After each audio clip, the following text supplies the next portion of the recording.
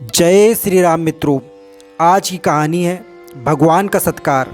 और चैनल पर नए हो तो चैनल को सब्सक्राइब अवश्य करें। दोस्तों, आज की जो कहानी है वह मध्य प्रदेश के माजन गांव की सच्ची घटना है। देश की आज़ादी के पहले लगभग सन 1859 की सच्ची घटना है। माजन गांव में दामोदर नाम के एक गरीब ब्राह्मण रहा करते थे। ब्राह्मण को लोभ और लालच बिल्कुल भी ना था। वे दिन भर गांव में भिक्षावृत्ति करते और जो भी रूखा सूखा मिल जाता उसे भगवान का प्रसाद समझकर ग्रहण कर लेते थे। तय समय पर ब्राह्मण का विवाह संपन्न हुआ। विवाह के उपरांत ब्राह्मण ने अपनी स्त्री से कहा कि देखो, अब हम गृहस्थ जीवन में प्रवेश कर रहे हैं। गृहस्थ जीवन का सबसे पहला नियम होता है अतिथि सत्कार करना, गुरु आज्ञा का पालन करना और भजन कीर्तन करना। मैं चाहे घर में रहूं ना रहूं, लेकिन घर में अगर कोई अतिथि आए तो उनका बड़े अच्छे से अतिथि सत्कार करना। चाहे हम भूखे रह जाए, लेकिन हमारे घर से कोई भी भूखा जाने ना पाए।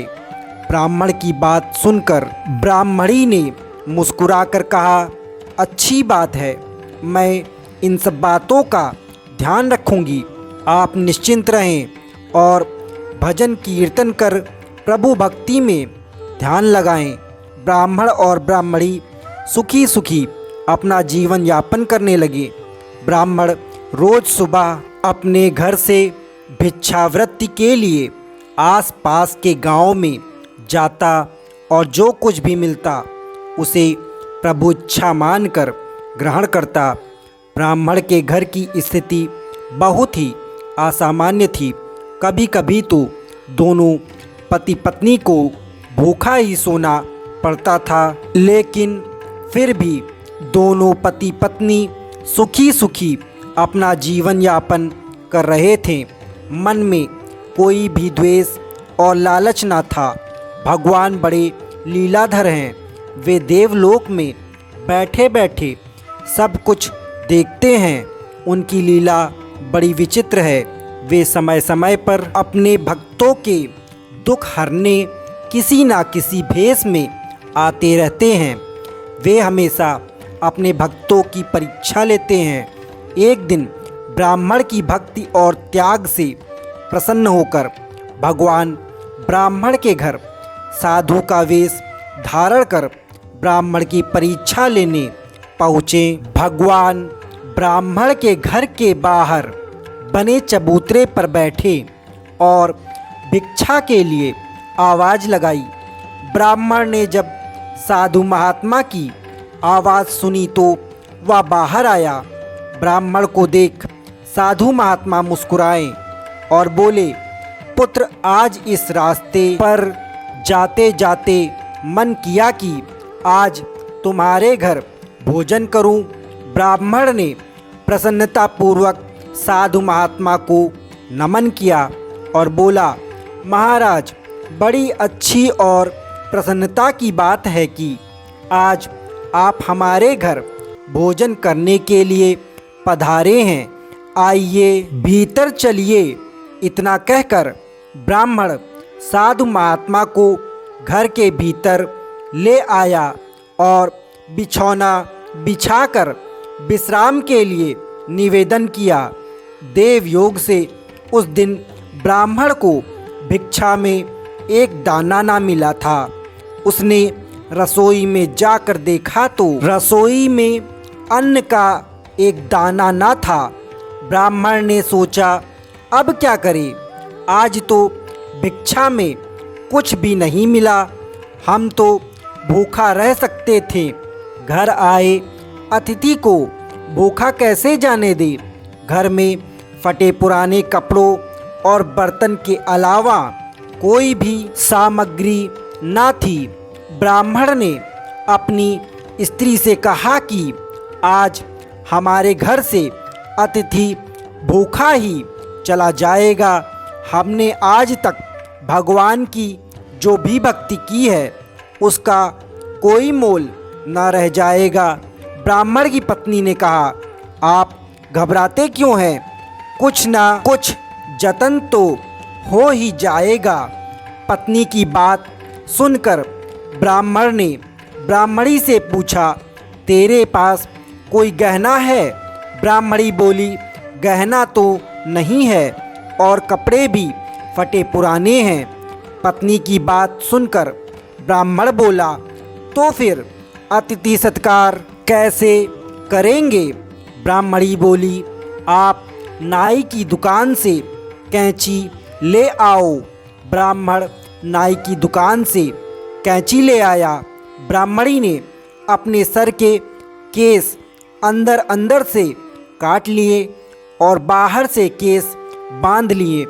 अपने केस ब्राह्मण को देकर ब्राह्मणी बोली, आप बाजार में जाकर ये केस बेच आओ और इनसे जो कुछ भी रुपये मिले उनसे दाल चावल लेते आना।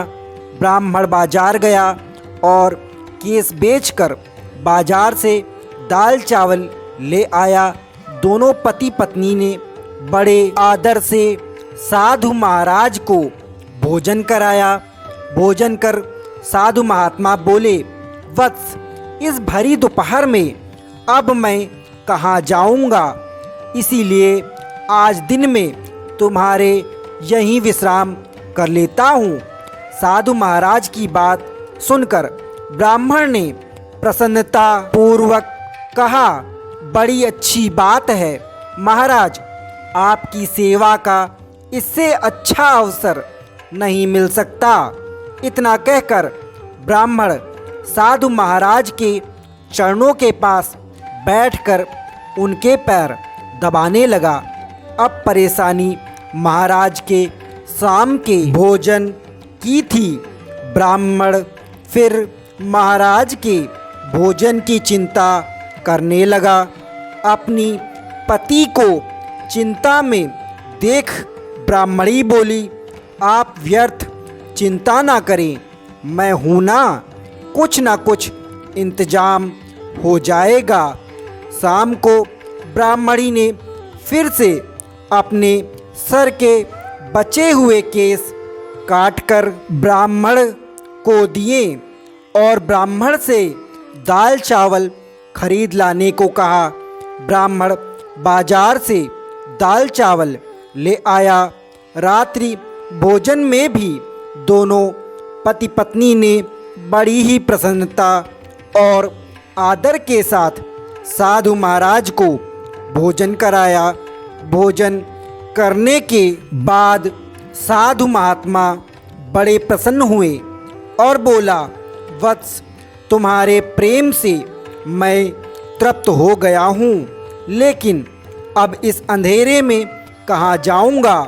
सोच रहा हूँ आज रात्रि यहीं विश्राम कर लूँ।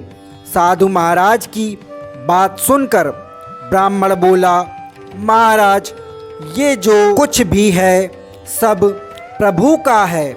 आप निश्चिंत होकर यहाँ विश्राम कर सकते हैं।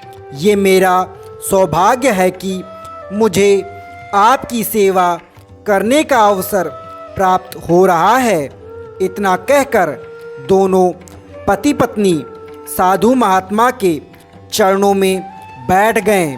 साधु महात्मा के सो जाने के बाद महात्मा के चरणों में ही दोनों पति पत्नी सो गए।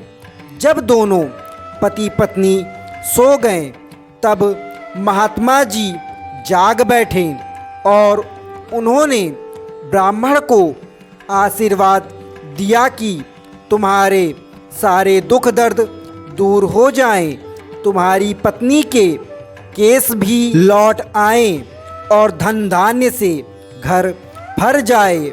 इतना कहकर साधु महात्मा अंतर्ध्यान हो गए।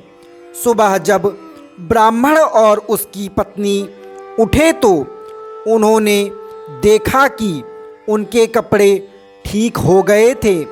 ब्राह्मणी के केस भी वापस आ गए थे, लेकिन साधु महात्मा कहीं दिखाई नहीं दे रहे थे।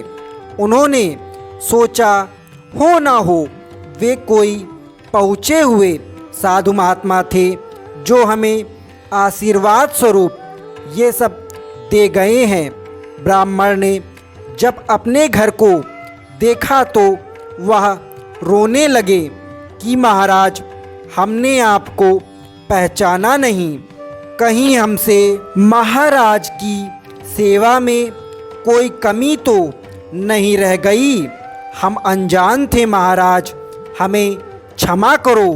ब्राह्मण की विनती सुनकर भगवान प्रकट हुए और बोले, तुम्हारे प्रेम पूर्वक भोजन करवाने से मैं बहुत तृप्त हुआ हूँ, तुम सुखी रहो। इतना कहकर भगवान अंतर्ध्यान हो गए।